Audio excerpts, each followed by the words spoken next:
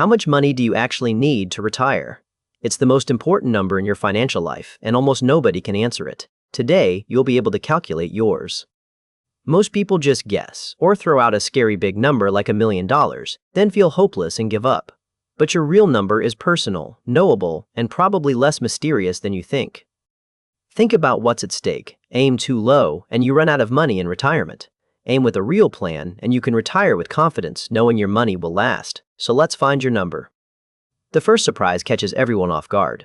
Your retirement number isn't based on your income, it's based on your spending. The real question is, how much money do you need each year to live the life you want? Forget what you earn. Focus on what you spend. Someone earning a fortune but spending modestly may need far less than a big earner with an expensive lifestyle. Your expenses drive everything. So step 1, estimate your annual retirement expenses. Look at what you spend now, then adjust. Some costs may drop, like commuting or a paid-off mortgage. Others, like travel or healthcare, may rise. A rough shortcut many people use is around 70 to 80% of your current income.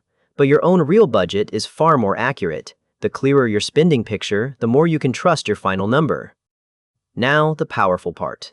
Once you know your yearly spending, there's a simple rule to find your target. Multiply your desired annual spending by 25. That's roughly the nest egg you need. Want $50,000 a year in retirement? 25 times that is $1.25 million. Want $40,000 a year? You'd aim for about $1 million. Your spending sets the target. Why 25? It comes from a famous idea about how much you can safely withdraw each year without running out, and that idea has its own name, the 4% rule. The 4% rule says that in retirement, you can withdraw about 4% of your nest egg in the first year, then adjust for inflation each year after, with a strong chance your money lasts for decades. 4% a year is just the flip side of multiplying by 25. Take out 4%, and your portfolio, invested sensibly, has historically had a high chance of lasting 30 years or more through ups and downs. It's a guideline, not a guarantee.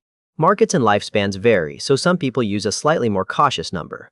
But as a starting target, the 4% rule is one of the most useful tools in retirement planning. Let's walk through a real example. Say you want $60,000 a year to live comfortably in retirement. Multiply by 25, and your target nest egg is $1.5 million. That number might look terrifying at first. But hold on, because you're not going to fund all of it yourself. There's a huge piece most people forget when they panic at that figure.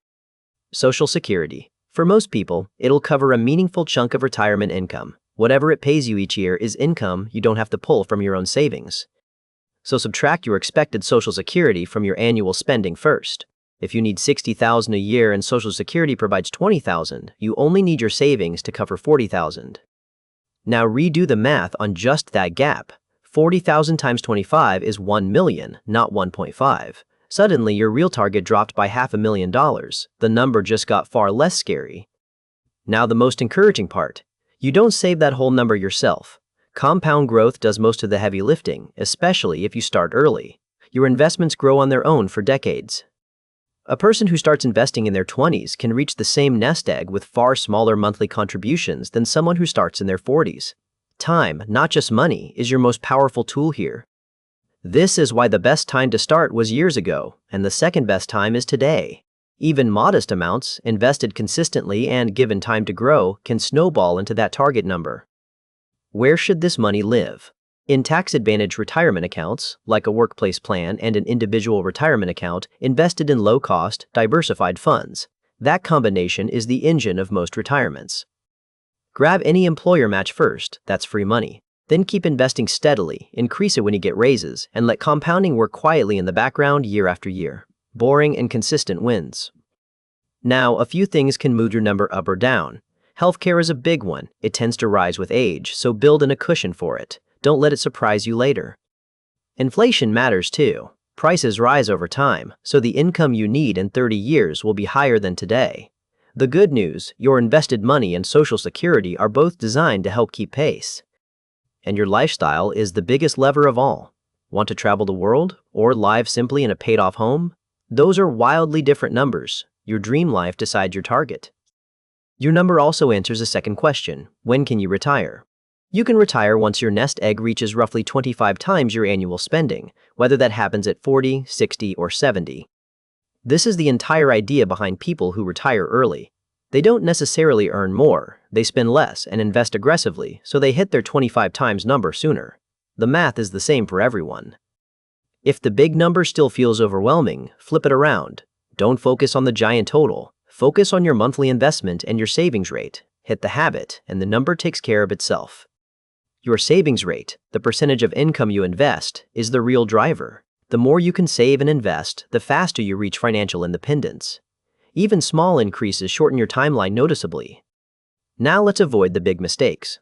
Mistake 1. Ignoring inflation and assuming today's prices last forever. Mistake 2. Underestimating how long you'll live and how long your money must last. Mistake 3. Keeping everything in cash out of fear, where it slowly loses value. And mistake 4. Never running the numbers at all, so you're saving with no target. A clear number beats blind hope every time. Quick rundown. Start with your desired annual spending, not your income. Subtract expected Social Security. Multiply the remaining gap by 25 to get your target nest egg, using the 4% rule as your guide. Invest in low-cost funds inside tax-advantaged accounts. Grab any employer match, start as early as you can, and let compounding carry you. Adjust for healthcare, inflation, and the lifestyle you actually want. Now the part that should give you hope. Once you subtract Social Security and let compounding work over time, your real number is almost always more reachable than the scary headlines suggest. You don't need to be rich to retire well. You need a clear target, a steady savings habit, and enough time. Ordinary people reach financial independence this way all the time, quietly and on purpose. So here's your next step. This week, estimate your annual retirement spending and run the 25 times math. For the first time, you'll have a real number to aim at instead of a vague fear. A target changes everything. It turns retirement from a someday worry into a concrete goal with a clear plan. And a goal you can see is a goal you can actually hit. Start with the number. Now tell me, what's your retirement number and what age are you aiming to reach it? Post it in the comments below. Seeing other people's goals might be exactly the push you need. And if this finally made retirement planning feel doable, give it a like, subscribe, and share it with someone who needs their number. Let's build a future you can actually retire into.